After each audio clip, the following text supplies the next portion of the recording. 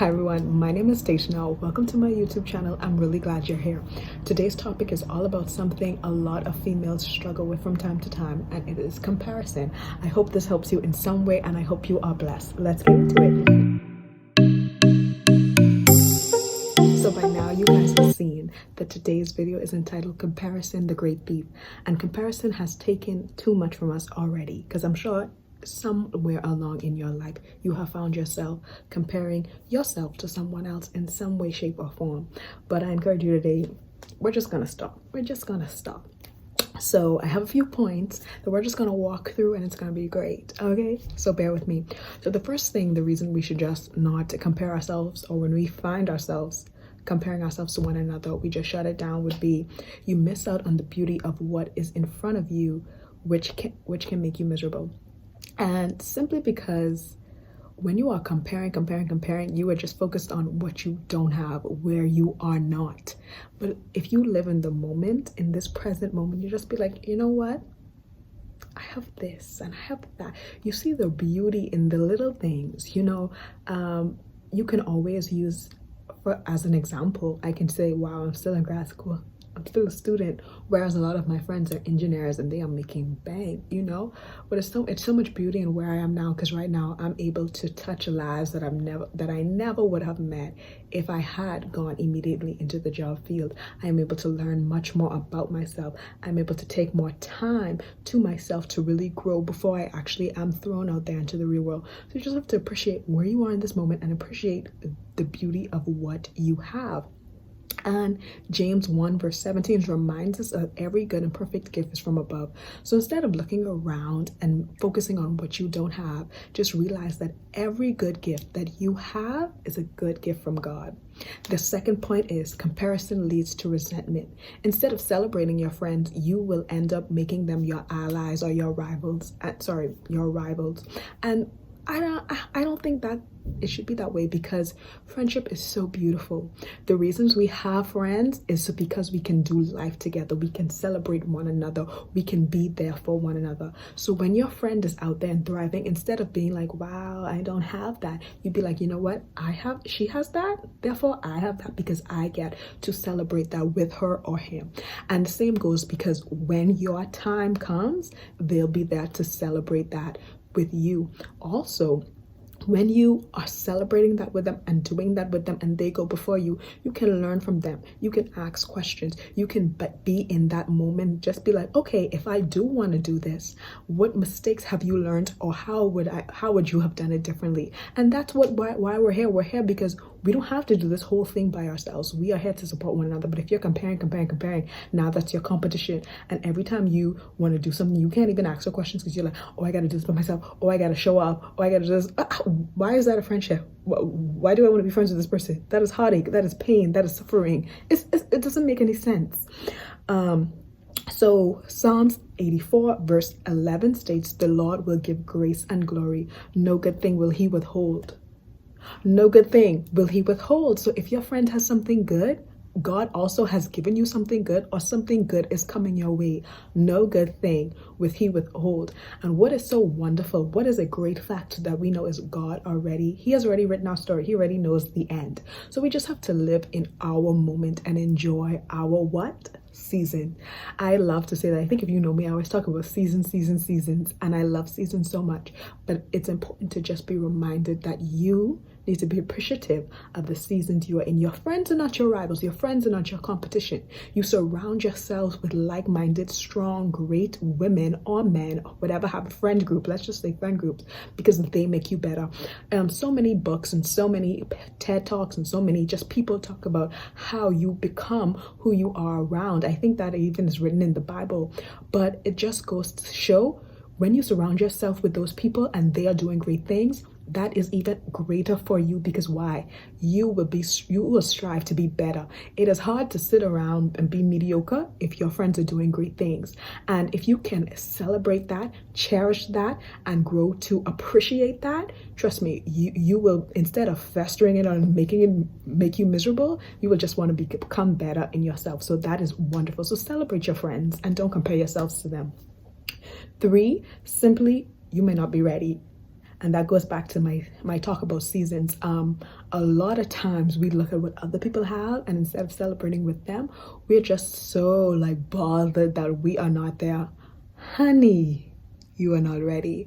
By now I thought I would have my first and only boyfriend.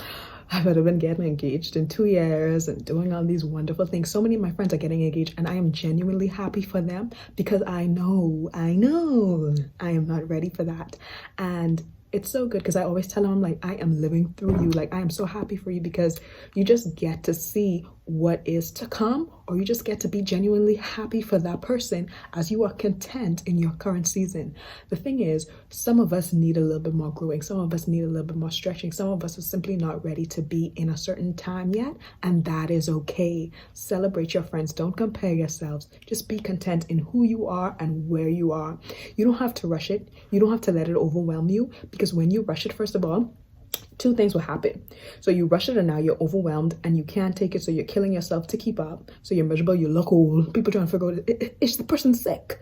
And then also, number 2, what can happen is you end up hating the thing that you thought you once craved and loved, and it's not fulfilling at all. It's not what you thought it would be. So why bother? Just let God keep you where he has you, and just say, God, how can you use me in this season? Who can I support in this season? And how can I be the best person? So I'm gonna say my name, the best station that I can be in this season. Okay? So whatever season you in, let God use you where you are. The 4th thing I want to say is you begin to seek approval from man as you try to achieve what others have, instead of appreciating what God has given you.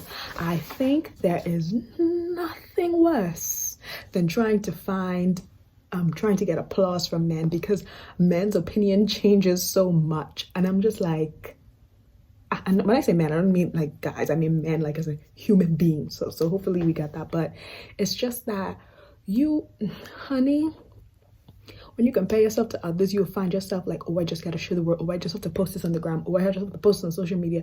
Instead of you can't even appreciate nothing that's around you. You can't appreciate anything, anyone, nothing that happens, because you're so focused on how can I impress all these people that look at it for 10 seconds, like it if you're lucky, because they ain't even read the caption, I guarantee you.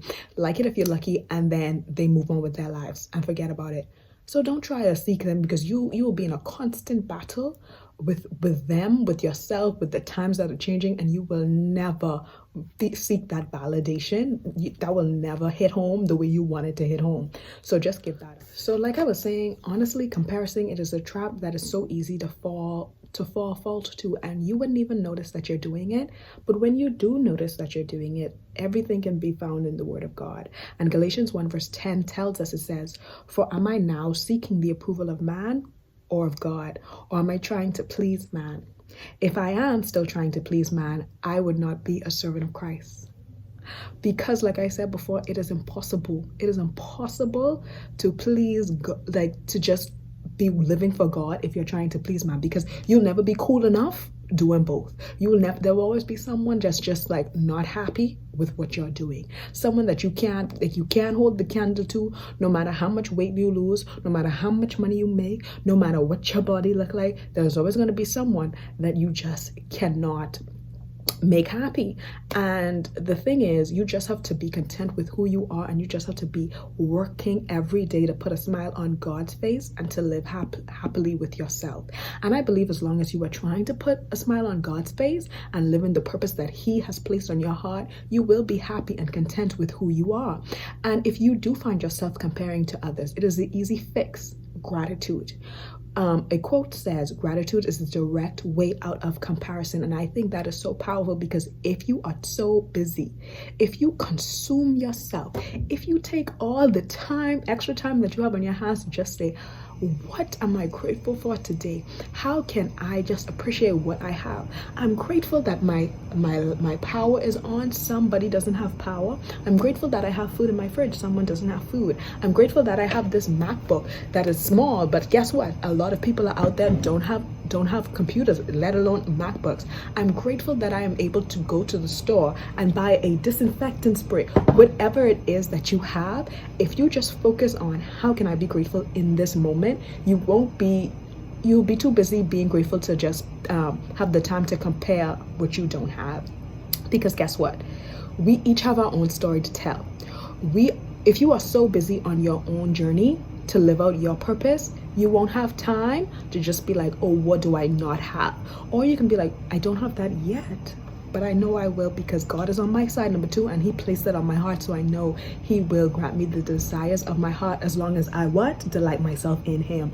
So be focused on yourself, be focused on growing in your purpose, be focused on the gratitude and just appreciating every little thing, every good and perfect gift that God has given you. If we just consume ourselves in our purpose and walking according to the will of God, it will be impossible for us to be distracted by what is the comparison. So live in your purpose, be blessed, have a wonderful day. I love you. Bye.